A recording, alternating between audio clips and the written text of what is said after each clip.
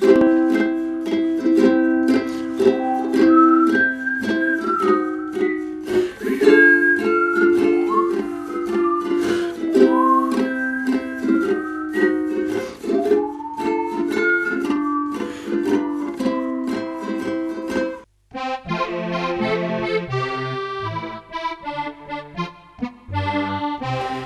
under trætopskroner, der lå et huggerhus med børn og mænd og koner, men uden sus og dus. De manglede mad og penge, de savnede højt humør. Sådan havde det været længe, og konen hun var skør. Nå hør nu hvad der skete med børnene Hans og Grete. En nat med mørkets lyde, der hørtes her ord. Den Grete kunne tyde, dem sagde den gale mor. Hvor foråret er snart tømte, snart må vi æde hø. Men vi er fordømte, snart vil vi alle dø. Medmindre du vil se til at fjerne Hans og Grete. Den næste morgen lød det fra faren glæde. Der er noget jeg er nødt til, og I 2 børn skal med. For planen var at tage de 2 børn til et sted, hvor de skulle ledes tilbage og blive rovdyret.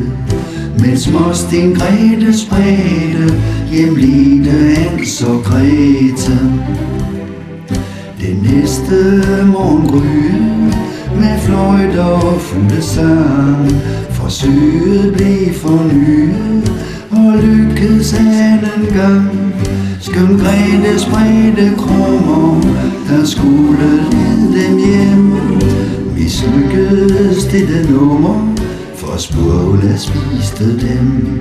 Akfaren han forledte sin egen Hans og Grete. Nu var de 2 forladte, helt uden under med. Hvor skulle de overnatte, når solen først gik ned? De græd blandt elm og bøge, og skovens kroner sus. Så fandt de uden at søge et pandekagehus. Der førte en allé til, den fulgte Hans og Grete. De spiste løs af huset, af kage til og dør, til de blev stegt beruset og stansede ikke før. En kvinde stemme knækket, vær hilset kære børn. Bliv endelig ikke forskrækket, og lev nu lidt af dør. Spørg ikke hvordan jeg ved det, I må være Hans og Grete. Først var de lidt forfærdet, de løs fortabte 2. Så blev de flot beværte, og faldt så trygt til ro. Men børnene blev luret, og hyggen regnede bort. For Hans blinde buer, og glæden varede kort. Nu var de først med stede, og stakkels Hans og Grete. For pandekagehuset, det var et heksebo, hvor heksen ganske uset i skovens dybe ro kunne fede børn som gælve og syde dem, helt stegte eller halve, hende snyde hjem. Så heksen hun opfedte nu Hans fra Hans og Grete. Og Grete bragte maden til Hans i Hanses bur, og Hans blev mere fedladen af heksens fede guld. Og heksen tjekkede dagligt, hvor fedmen den skred frem, og Grete tænkte sagligt på snart at komme hjem. Når vi fik klokken 3:10, så længtes Hans og Grete. Dog heksens syn var dårligt, hun havde et sløret blik, som skulle tilses årligt. Det blev det bare ikke, så heksen havde svært ved at skelne stort fra småt, såvel som fjern som nærved, og det var faktisk godt. Hans større vægt og bredde, den skjulte Hans og Grete.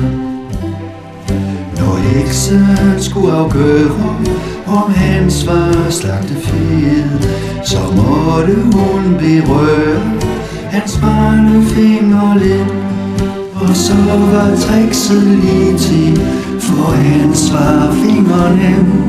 Han rakte uden at sige det en fugleknogle frem.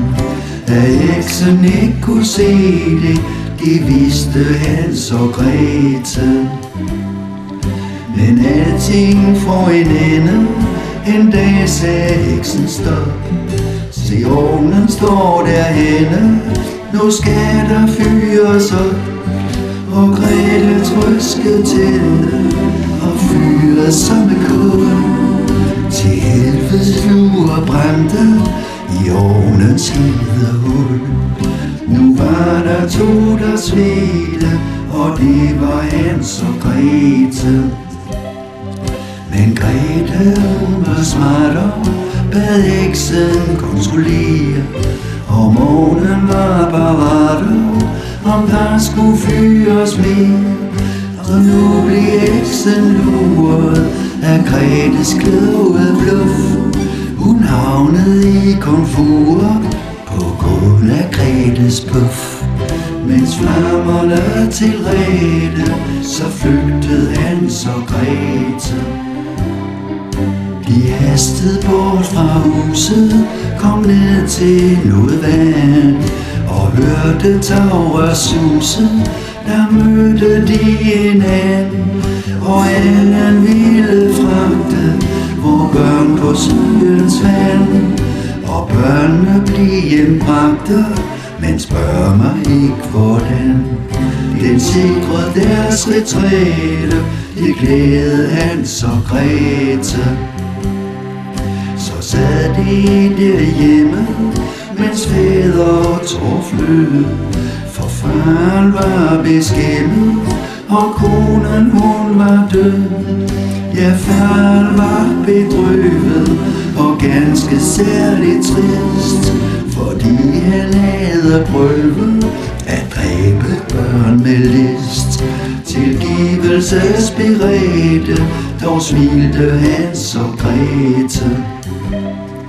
Det er svært at skulle spare på det man ikke har.